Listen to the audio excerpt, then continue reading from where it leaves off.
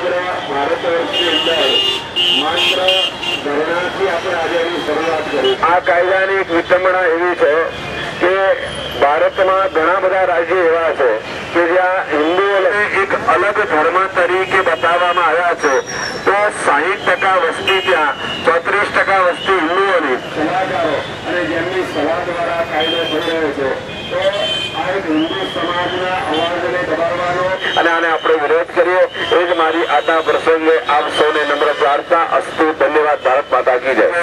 અને મત માટે આ દેશના હિન્દુઓને જો બલિ ચડાવવામાં આવતા હોય તો હિન્દુ કોઈ પણ સંજોગોમાં એને સ્વીકાર। હિન્દુ બહુમતીમાં હોવા છતાં આ કાળા કાયદો લાવી અને મુસ્લિમોને ખુશ કરી પૂજ્ય અખિલેશજી મહારાજને વિનંતી કરી રામ જય રામ જય જય રામ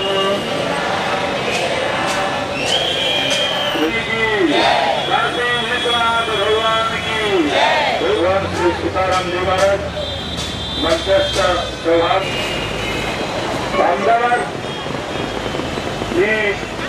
આ જગ્યામાં આજે ધરણા કરે ને કહે કે ભાઈ આ મને ખોટો હેરાન કરે છે, તો તમારી ફરિયાદ એક બાજુ રહી।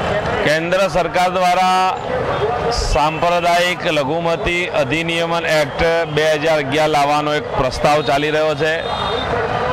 આજે કાયદો આવી રહ્યો છે એ નેશનલ એડવાઇઝર કમિટી કે જેના અધ્યક્ષ સ્થાને શ્રીમતી સોનિયા ગાંધીજી છે।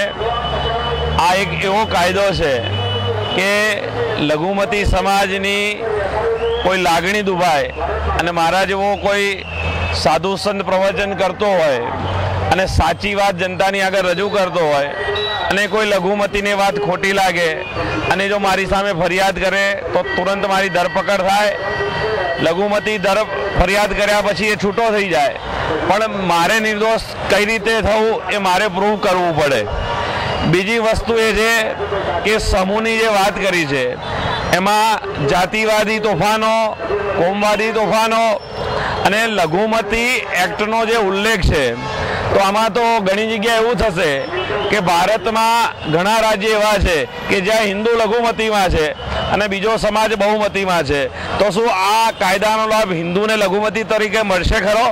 આ એક બહુ ખતરનાક કાયદો કેન્દ્ર સરકાર દ્વારા માત્ર મુસ્લિમોની જે ભાવનાને ઠેસ પહોંચી છે બાબરી તૂટ્યા પછી, જેના વડાપ્રધાન તરીકે સ્વર્ગસ્થ નરસિંહ રાવજી હતા, અને એ જે એમને એક ઠેસ પહોંચી છે એ ઠેસની લાગણી કઈ રીતે ફરીથી એ લોકો પ્રાપ્ત કરી શકે એના માટે આ એક આગામી યુપીનું ઇલેક્શન અને લોકસભાના જે ઇલેક્શન આગામી છે એમાં મત મેળવવા માટેનું એક આ ષડયંત્ર કેન્દ્ર સરકાર દ્વારા થઈ રહ્યું। આ બહુ સ્પષ્ટ કાયદો છે, કારણ કે આની અંદર જે લોકો સલાહકાર છે, તિસ્તા સેતરવાડ છે, સૈયદ સાબુદ્દીન, આ બધાનો ઇતિહાસ સમગ્ર ભારત વર્ષ જાણે છે કે કોમ્યુનલ રહ્યો છે અને એક જ ટાર્ગેટ છે કે આ દેશમાં હિન્દુઓ પોતાના હિત, હક અને અધિકાર માટે ન લડે અને જો અવાજ ઉઠાવે તો હિન્દુઓને જેલ થાય અને લઘુમતીઓને એની મજા મળે।